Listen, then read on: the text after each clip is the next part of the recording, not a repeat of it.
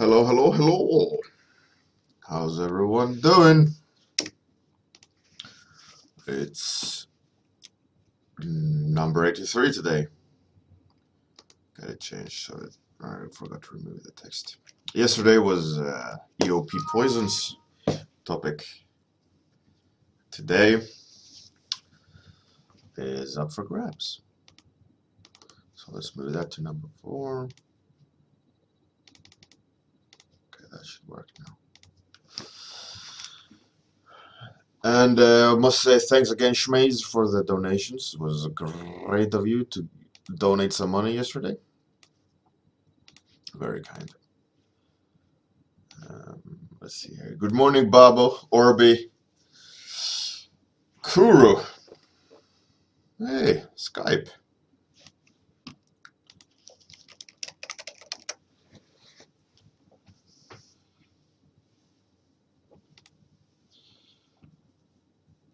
How's everyone going? So we got our first topic even.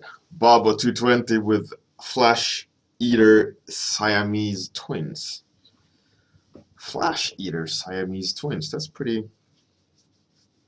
I don't know where to even begin with that. Giant hunting. Oh, that's pretty cool. Hey, Sayart. Throw me some topics, guys and girls. It's 83, so it's one more after today of your topics. Then I will do a comfort zone. You wrote, I think it was Kuru, who suggested the giant hunting. Yeah, it made me think about this piece I did before. It makes me think about giant hunting.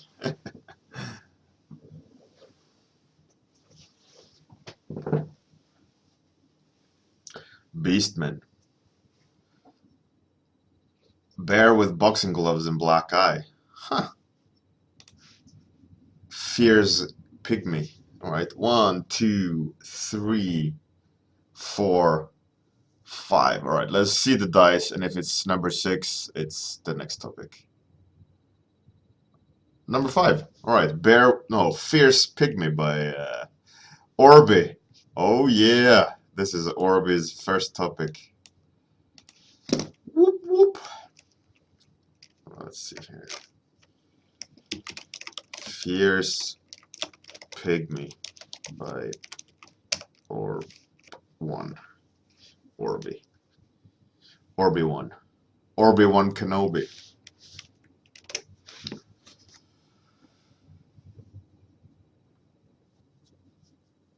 Hey Yatsuki, a bit too late. So close, yet not. All right. Time's a running. Fierce Pygmy. Fierce Pygmy. I got one picture in my head, but I didn't like it, so I scratched it, and now I really don't know. All right. A pygmy is a really short, like, Amazon person, right? That's where they originally came from, pygmies. Or is it from a place called Pygmy Country? Oh man. I know that pygmy is not the technical term. I think it's a name originally, if I'm not mistaken. Wow, what's with the crazy lag here? Something's up here. Even normal flat round brush is acting up. Not good. Some memory.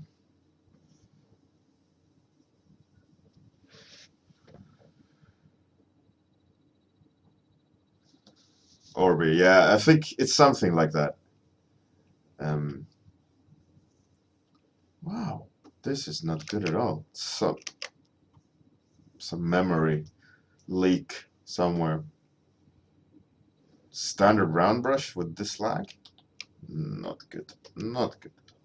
This is dramatically gonna impact the painting.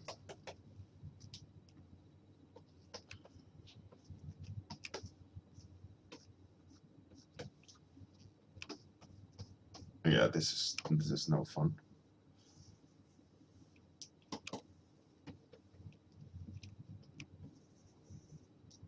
Come on.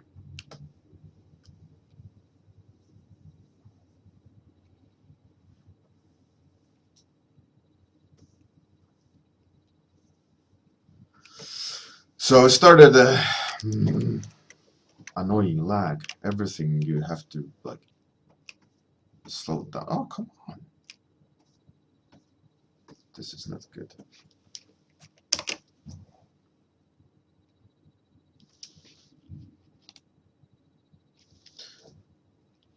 I don't want to restart. Timer's already started.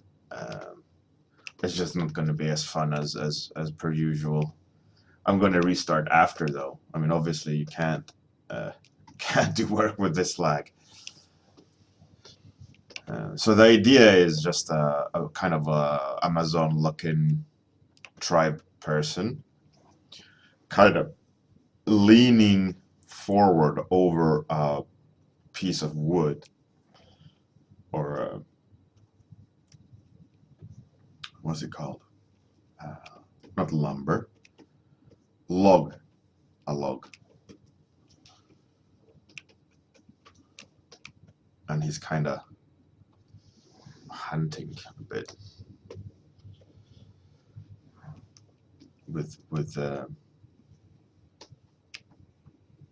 skulls, etc. Let's see if I can manage to get it done.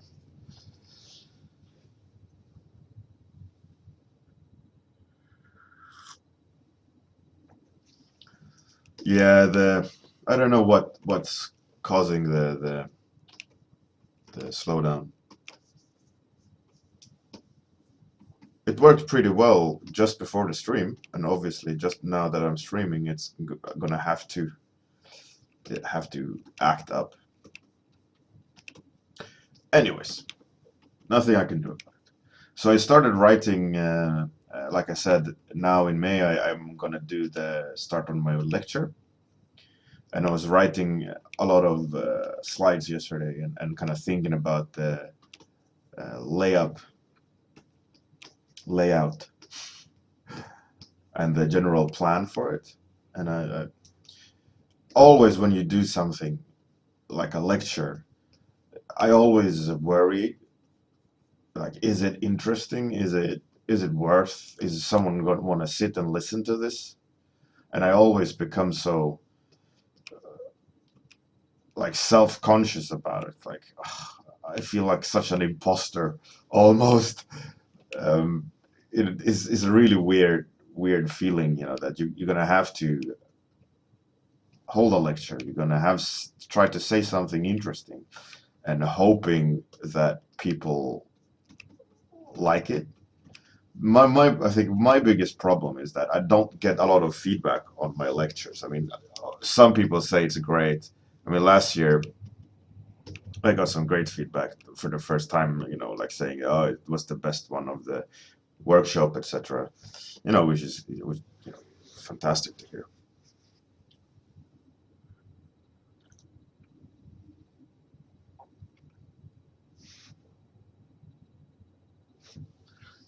Good morning, Kilrathi. Funny that you say Kuru, because I'm gonna be talking about cliches in my lecture as well. And one thing I do think about cliches is you can't ignore them.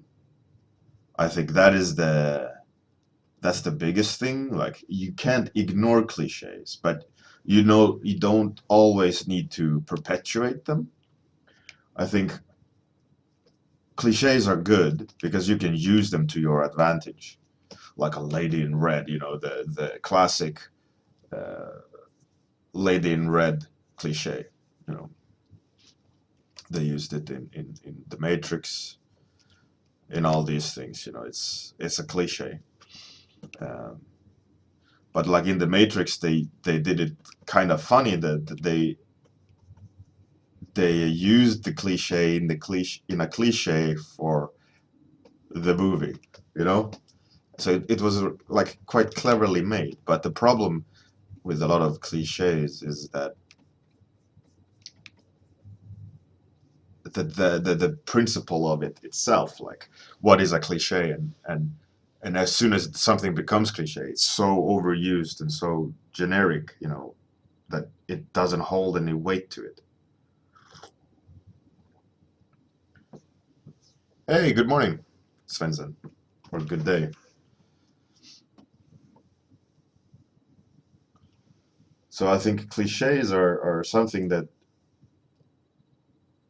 we have to consider, have to pay attention to. Um, and like with everything, the more you're aware, the more you can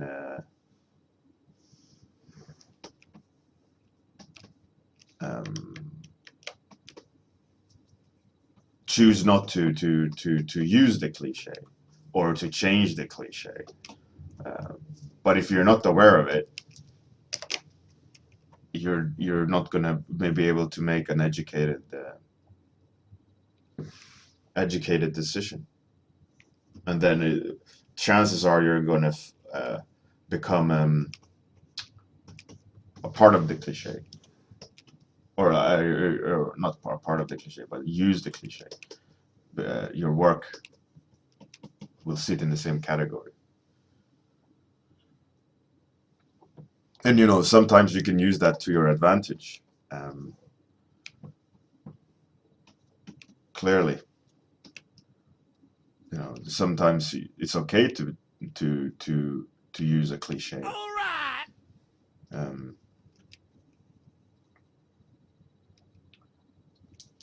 the whole thing, you should never say never, right? Like I will never use a cliche, and chances are that you will most definitely will.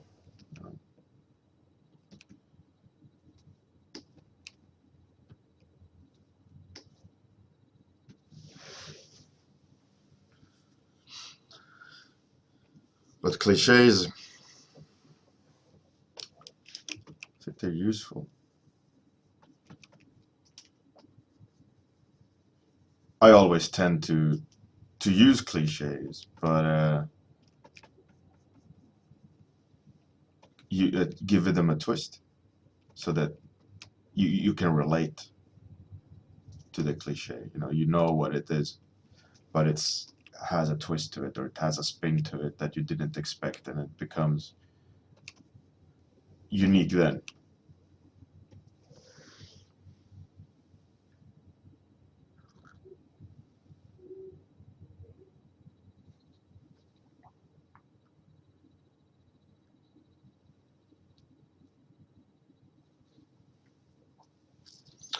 Um, if it's bad to have a generic art style,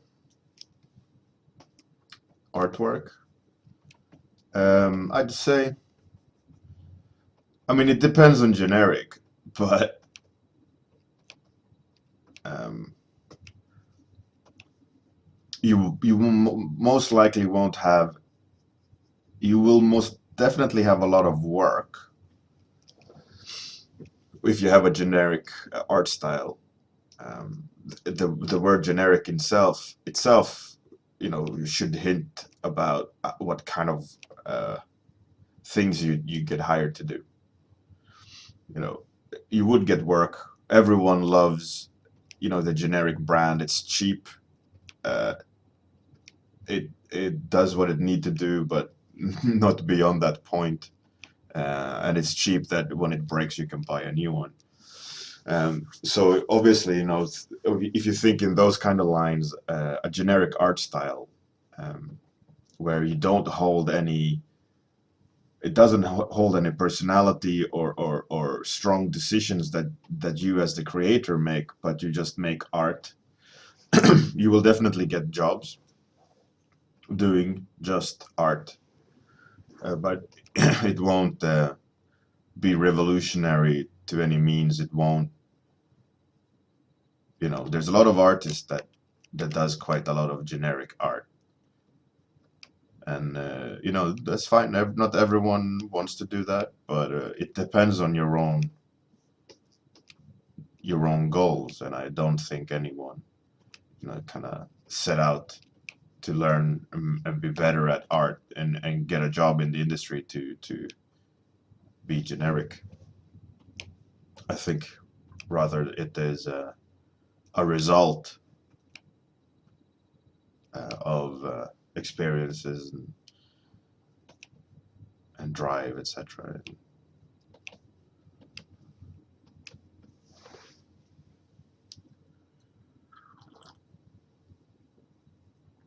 Hello, MMA fighter grandmaster. That's an interesting thing to say, but thank you a lot for the love. Welcome. I like it also that you speak on the behalf of America as an entity. I think that's great. Hello, I am a MMA master, grandmaster, and you're the spokesperson for America. We are one, yeah, exactly. Hive mind. That's great. I always wanted to talk to America. And now I finally can. I have so many questions. Finally, I can talk to America.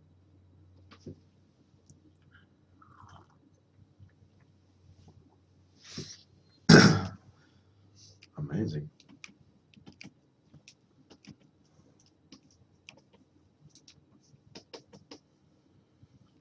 All pygmies use loincloths, obviously, as pygmies do. I feel like with this lag, I can't use like bigger brushstrokes, and the approach just becomes completely different than my usual process.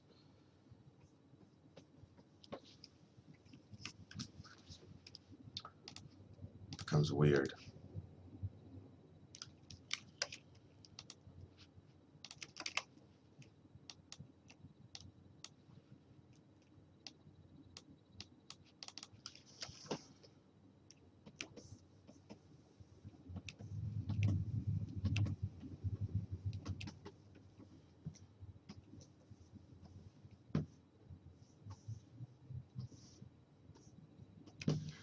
I was looking the other week at the Peng, what was his name?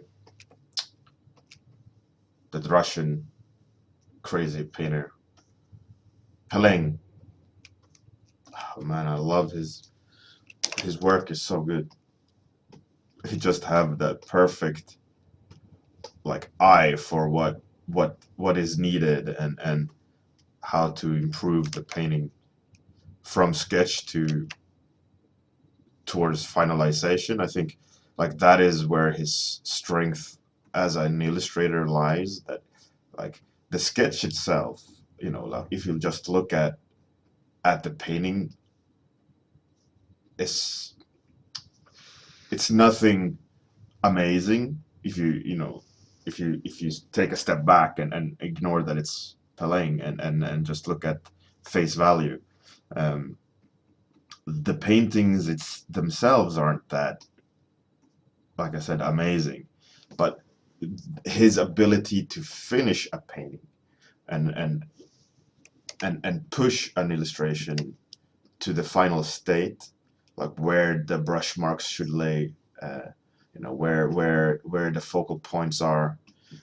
I think that is where his mastery lies. Like just making those decisions are so hard, and he does it with such ease. It's so impressive. Like that is such a hard thing to emulate as well. Like you can't. Those are the things you just can't cheat. You have to practice it. You have to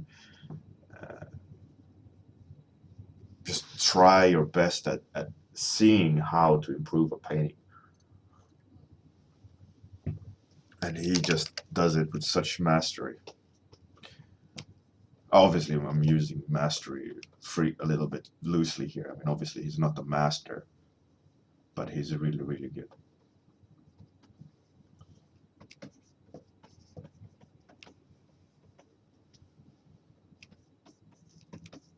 He's definitely one of the leading styles, at least I prefer to look at when it comes to illustrations. I love that little bit more brushworky style, that you can see it's alive, you can see it, there's motion in the brushstrokes, etc., rather than photorealism.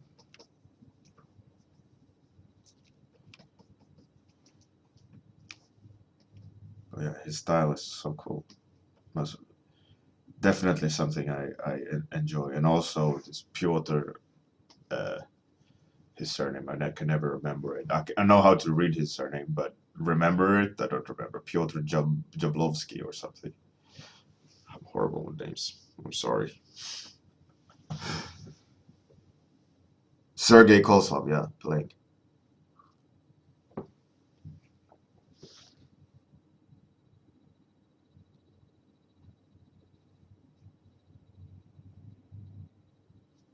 Orbe, yeah, definitely.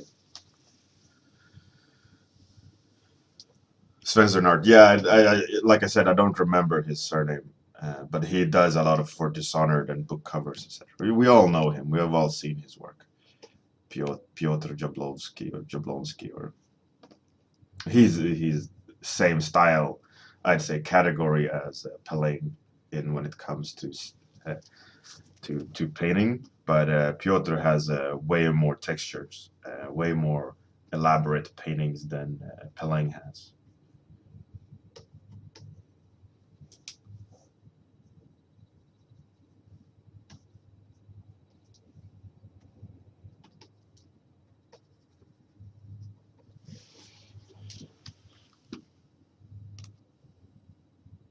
But I love looking at their stuff. It's really, really good.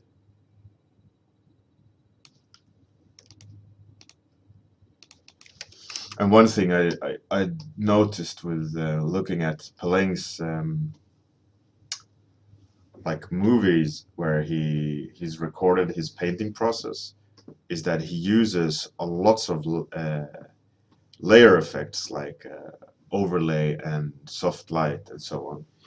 And he uses lots of texture brushes, not different ones, but he uses the texture brush a lot. Like his specific brush is very I don't think he changes brushes a lot. He definitely uses this one brush that he loves, and you can see it a lot. And he like makes brush marks and erases and copies parts and shifts around, and it's so intriguing to see it. And definitely his narrative is very strong. He definitely has an eye for it. Like there's a thought behind it. And I think also actually a lot of illustrations he does, um, he generates the narrative as he's painting. It does the way he starts the painting. I think he maybe has a general idea of what he wants to paint, but I think he decides the narrative as he's painting. Like I'm thinking like most of us do, you know, like when we paint something, we have a general idea of what we want to do, but then as we're executing the process, the narrative changes a bit, and we have to adjust the idea. But in essence, I think we always get what we try to paint if we have a plan, you know, if we have a thought beforehand, like, oh, I should paint this idea. Like in this instance, fierce pygmy. Um,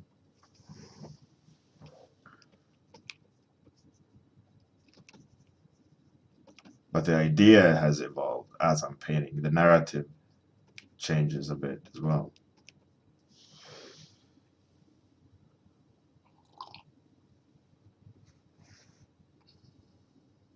Hey, Captain Jetlag, how's it going?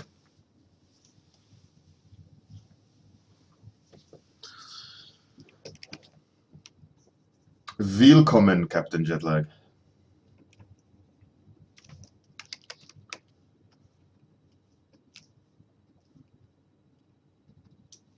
So let's try some change of narrative here. Let's have him stare at the ground, and let's put some animal down here.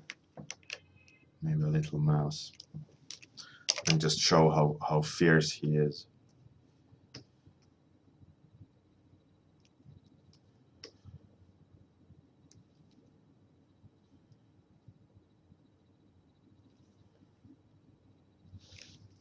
Should probably have the mouse eat like a piece of cheese or something.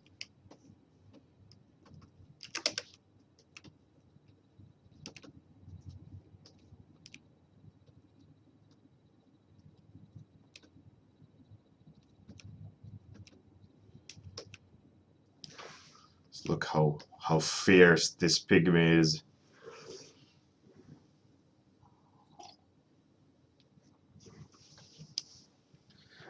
Mustache, no, it's piercings. I haven't executed it well enough.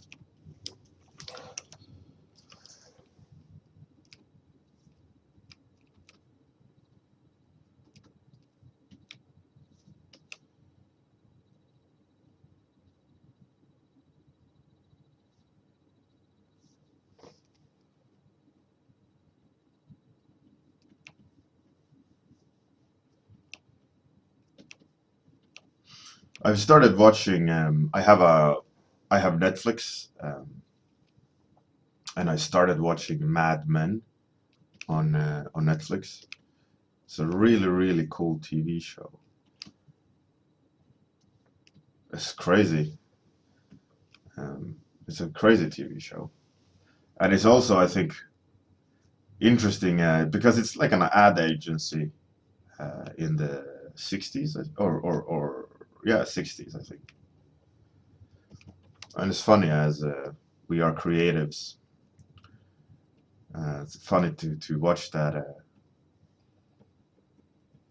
because we have a little bit of like an insight of the business, kind of, not the ad agency, but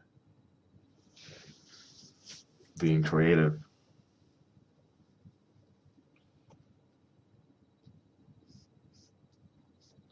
It's kind of fun to watch, almost purely because of that, but also it's great actors. I think great costume, everything is really cool to watch and learn. I always try to pick things up when watching TV shows like Mad Men, where they're trying to stay true to the era in style and wardrobe and props and all these things. They all look very accurate, like from that period. So I always try to memorize a little bit when I'm watching stuff like that. And how are they wearing? What are they doing? Mannerisms and so on. I always use it at some point down the line.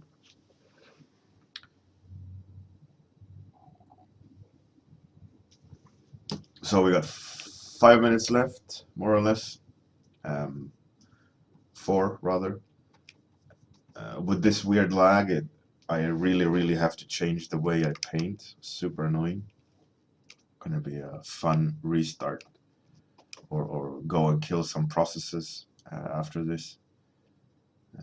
But I was painting really fine before starting the warm-up. So it must be probably something related to Firefox.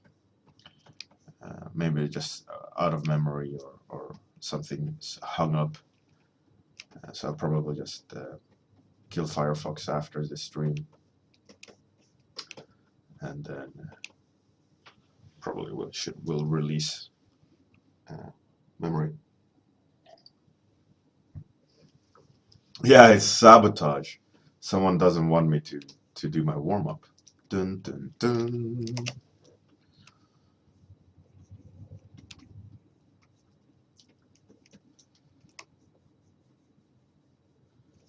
Like I was saying, I started doing my lecture, and I'm nervous about it. I think it's a good sign that I am nervous. Makes me try harder. Um, I'm starting to kind of thinking about questions to ask you guys on Discord. I'm getting to a point soon where I gotta ask a little bit just to read your thoughts about it, and I'm gonna add this to the post on Discord. But if you answer, um, what I really would like to know is the amount of experience you have. You know, like trying to get into the industry or 1 year, 2 year, because I think it makes sense to have that, take that into consideration, not just someone's thoughts, but also experience, not not to kind of not at all to validify the statement, but as a type of measuring, just additional layer of statistics. Uh, because I think it's important that you also consider things like that. Like, let's say some really famous concept artist says something, um, and just because this person says something doesn't mean it's true, or that just because he's experienced or famous means that the person has a valid point, you know. So it's always good to think about, if you're going to make a statement. Like in my lecture, I'm going to try to conjure up a statement. I always should, you know, educate myself as much as possible so that the statement makes sense rather than just um, is my biased opinion. Well, more of that later.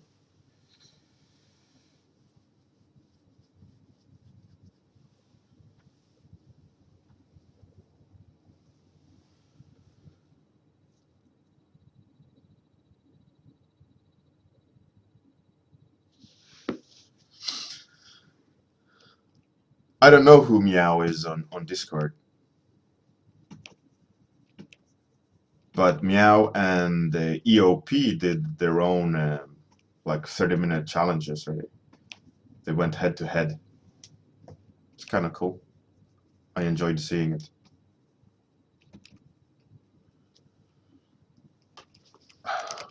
Didn't the pygmies like have stupid haircuts? At least maybe the racist stereotype of the pygmy had tribal stupid haircut. Let's give him one of these.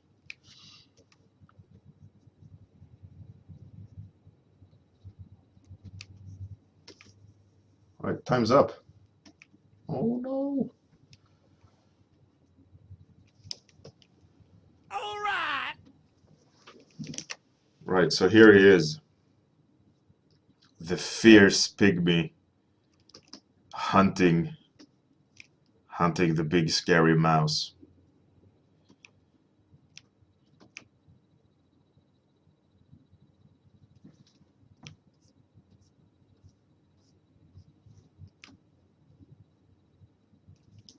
You can't even see he's eating cheese. Or if it's a mouse even. Complete failure. Ah, anyways, I can't spend more time drawing a stupid mouse. That's beyond rescue. Uh, oh, first time saving.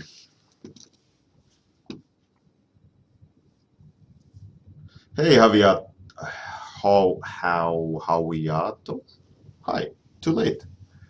The stream is ending. Racist, yeah. Thanks very much for coming. Thank you very much for the topic, Orby. Uh, Good luck, Kuru, with exam. You'll do great. Hey, Tripler. Welcome and right.